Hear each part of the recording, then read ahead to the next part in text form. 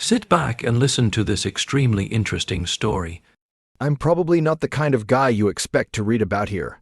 I mean, sure, I consider myself at least a little above average in most ways. Probably biased lol.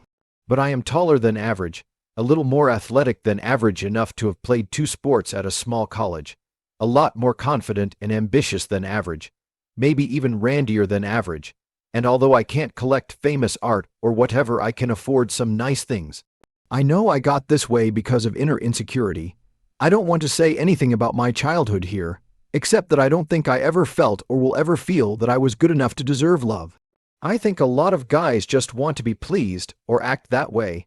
But for me, every time a beautiful woman lets me spend time with her, it's a much-needed confirmation that no matter how I feel about myself, I can be good enough to deserve my existence. When a woman does that for me, she can have anything I can give her. The best close communication I had was about 15 years ago. It was a business trip to a country that some people would consider exotic: Brazil, Egypt, India, Nigeria, Japan, Russia, etc. Maybe I have the common sense not to be too specific. Even if it was a country you might have heard of, it was in a small region that you probably didn't give much thought to unless you were into geopolitics. A place where there are more journalists than tourists, but there are not many journalists either. The kind of place where when white guys meet, we exchange business cards and talk about opportunities and loopholes. I had a particularly important client who had a particularly stunning wife. He was a highly placed corrupt government official in his 60s, and he looked the part. I was a salesman in my 40s, and I tried to look the part. She was a trophy wife in her 20s, and good gracious did she look the part. Generally, he and I went to clubs and casinos together to grease the wheels of commerce. Models and bottles, courtesy of the corporate expense account. He would choose a girl or two for me, and 4 or 5 or 12 for himself, and I would make a big sale, and everyone went home happy. He eventually liked me so much that on occasion he invited me to some of his mansions and yachts. My job was to be impressed with his wealth and generosity. I've always taken pride in doing my work well. He also wanted me to admire his wife. Feminist ideals had not deeply impacted their relationship, but she excelled in her role. Very few people travel for work more than I do, so I've satisfied most of my curiosity about different kinds of women in the sense of superficial diversity. So it wasn't so much that she was exotic. No, she was just a very, very, very beautiful and charming woman. I felt that she liked me, but I assumed it was just because she wanted me to feel that. I thought she was getting a kick out of being just a little naughty. Kind of compensation for having to be married to a man more than twice her age. I didn't imagine she really liked me. But why me? I wasn't the only man her husband allowed into his homes. She had to play the bimbo, but she was actually a very intelligent young woman, and I saw through her act. That led to our one significant conversation. Her husband had to take an extremely important call from a man so powerful that even if you're completely uninterested in geopolitics, you would definitely recognize the name. He was flying somewhere, so for maybe 2 hours she and I sat on a balcony overlooking a florid tropical garden and drinking ludicrously overpriced tea and talking about books and music and art. We had a lot in common. She'd been educated in the West and she loved our culture. We had a funny discussion about The Old Man and the Sea. She loved Hemingway except for that book. From Hemingway we made our way to jazz. She'd studied jazz piano, so she had a lot to say about various pianists. She laid out the pros and cons of Keith Jarrett at some length. Really interesting stuff to me too, although I don't play much beyond a few guitar chords. By the time her husband returned, we were comparing our experiences with the paintings of Mark Rothko. I'm the kind of guy, given my family background, educational background, and so on, that isn't so easily impressed. That name-dropping paragraph I just wrote would not impress me much. But she gave examples of the kind of subtext that characterizes Hemingway's best fiction but cannot be found in The Old Man and the Sea. She sang lines from memory to illustrate how different pianists approached the music. She described her experience when one of Rothko's works revealed the beauty Of the color orange, which she'd previously regarded as fundamentally ugly. We had a real give and take because I pushed back a little on some of her points or mentioned different ideas. But she enjoyed it. She didn't want me just to sit there and listen. She wanted to have a real discussion. Perhaps The Old Man and the Sea represents the work of a more mature artist who has found a different kind of message. Some people, I'm just saying some, might consider Jarrett rather self-indulgent. If she ever got to go to Rothko Chapel in Houston, she should bring headphones and sit there listening to Feldman's composition. And I joked, "Hey now, I identify with the color orange." No. She told me, "You're a deep, dark blue. I'm kind of a light mint green. We would go well together on a Rothko. I should be the background and you should be the foreground." No. She said side by side vertically with a dull gray background. "What's your husband?"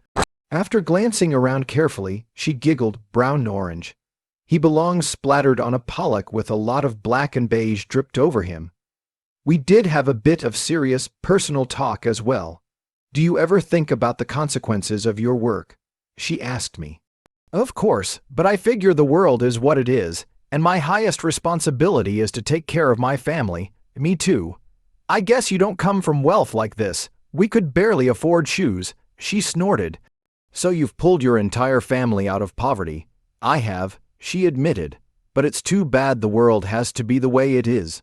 Maybe we actually have enough of everything for everyone now, but no one is going to give much away without a fight, so people are going to keep fighting over it until everyone has enough of it." "I guess so. But what you've done, at any rate, is beyond criticism." "You think so?" "Unquestionably." We were communicating not only as a beautiful woman and an excited man, but we had that too, as she continued to lean forward to impress me with exquisite views of her figure, pretending that she was the only one laughing. But our eye contact confirmed that we both knew exactly what she did and who she was married to, and that I truly appreciated anything she was willing to share with me. When her husband returned, I had to express sincere admiration for his wife's intelligence and thoughtfulness. He grunted something about her talking too much, so I was the right guy at the right time. She fell in love with me, I suspect, because I appreciated her in a way she really wanted to feel appreciated. She didn't study all that stuff for nothing and hadn't felt appreciated in far too long. And then, one night about a year later, I was back for more. Her husband and I explored the virtues of various whiskeys in the nightclub in his basement. If you want to know why such and such costs so much, it's partly because guys like him buy it to show off, share a few sips with people they want to impress, and then put it on a shelf and forget about it. He actually paid someone to buy whiskeys for him. He knew almost nothing about any of it, but he wanted to be able to impress other men with his knowledge. So I stood behind the bar like a waiter and gave him a world tour of his own beverages. We began in Isla and Speyside and the Highlands, made our way through Kentucky and Tennessee, reaching Japan not too long before he passed on one of the long purple velvet sofas. He wasn't a sipper. Not the kind of guy that chewed his whiskey. Like, I understand, if you want to spray champagne around at a party, do so. Drench your strippers in bubbly. But don't do that with something that was rescued from a 19th century shipwreck. His wife, thank God, shared my opinions on this. We had a 30-year-old hibiki entirely to ourselves, and I wasn't going to waste that opportunity. 30 years old. I joked as his wife and I clinked our glasses together. A little too young for me, but I've loved her since she was only 18. That's nice, she commented afterwards. It's nice to be with someone who appreciates things. Do you know about his cognac collection? He saves that for really special occasions, but he won't remember what he was drinking tonight. I'm so glad I met you. This could be a really special occasion, right? It is for me. I wish we could talk more often. What have you been reading, Simone de Beauvoir? She answered, getting up for a bottle. Wow, watching her walk, I meant that in two ways. Reading Simone de Beauvoir is remarkable, but far more common than having a body like hers and knowing how to walk with it. You've read her. Very little, but I know her reputation. I've read a lot of Sartre and most of Camus. She's given me a lot to think about. I can imagine. I'd love to hear about it. Unfortunately, She glanced meaningfully toward the fat man on the sofa as she handed me the bottle. I nodded and poured, and we toasted to Beauvoir. She declared. I want to go to Paris, she said, changing the subject. He's taken me twice, but we only do the really expensive things. That's nice, I'm not complaining. I chose this life and I know how lucky I am, but I also want to get down in the streets, walk around Montmartre and read at a cafe in Montparnasse and take a nap on a blanket in the Jardin Luxembourg. I wish I'd had the money when I was in college. Paris is my favorite city in the world. I agreed. I go every chance I get. The morning light there is great for photography. Are you a photographer? Everyone is now. I showed her photos on my phone. She scooted her bar stool closer to me. Our arms touched and moved apart, touched again for a little longer, touched again and just stayed. God, she was beautiful. People like her husband don't marry just anyone. I've had a few beautiful women, far better than most men, but none have matched them. We went all over the city through the window of my phone. Restaurants and bistros off. The beaten path museums and parks. Palaces and the homes of famous artists and authors. Bars and cabarets. A video of a crazy horse show that I stole in complete violation of their rules. I love dancing, she commented. That broke me. I had to put my hands on her body. I didn't care about the consequences. Would you like to? I asked her, seriously. She whispered, I haven't danced with a man since college, but I have never danced with a woman like you, like me, who could equally be a Victoria's Secret model or an Ivy League professor. Please, I'm in my late 20s and I don't even have an advanced degree. Just papers. I'm talking about your body and mind. You talk too much, she teased. Let's dance. So she put on some Sidney Bechet, playing it so quietly that we would hear any move her husband made, and we held each other, trembling with desire and excitement, but mostly with fear at what we were risking. For me, it was just my job, my marriage, my reputation. I could recover all those things eventually. For her, I can't even venture to think about it. I'm sure the law in her country had stiff penalties for anything like this. I kept one eye on her husband the entire time, but she usually kept both eyes on him. She must have been so lonely. No doubt it was selfish of me to let her take such a risk. But maybe for her I was an oasis, deep dark blue in a gilded desert. We just gradually got closer and closer, dancing. Then she turned around and pressed her back to me. She knew what she was doing. She was swinging for me with her arms raised above her head. I put my hands on her. I finally dared to kiss her, but it was too much. She seemed to fly away. I'm sorry, she said. No, I was wrong. No, you were right. I felt it too. However, is there a place we can go? I just need 2 minutes with you, maybe only one. For the first time that night, she turned her back on her husband and focused all her attention on me. We looked at each other there in the darkness and light, our eyes asking each other what we were alive for. Just 1 minute, she whispered, and only one time. Then she really lowered her voice. I want it too. I nodded. The alcohol was catching up with me, but I was sober enough to realize that I was about to be with a once-in-a-lifetime woman. I'll just show you where the bathroom is, she said loudly enough for her husband to hear. He snorted fumes. She led me to the massage room in their spa. As soon as the door closed behind us, she literally threw herself into my arms, screaming in a whisper, "Let's do it." We kissed for quite some time and then got down to getting dressed. We wasted no time. In no time we were already spending time together. Oh yeah. I sighed once we were together. Yes, she moaned, quietly agreeing. We looked into each other's eyes, knowing that this would only happen once. I would probably never have another chance with a woman like this, so I held her and got to know her figure. You're so beautiful, I whispered. She was in a hurry, and I'm glad about that, because our conversation didn't last very long. I pulled her to me and had an unforgettable pleasure.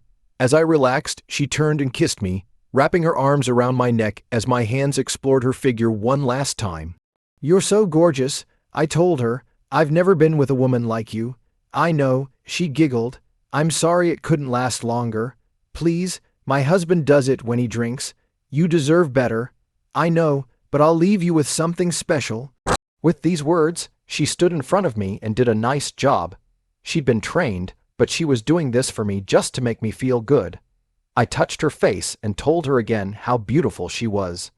I wish my husband was like this, she teased, looking up at me. I'm only a little above average. I demurred. No, she giggled. It's nice, but I meant I wish he was appreciative like you.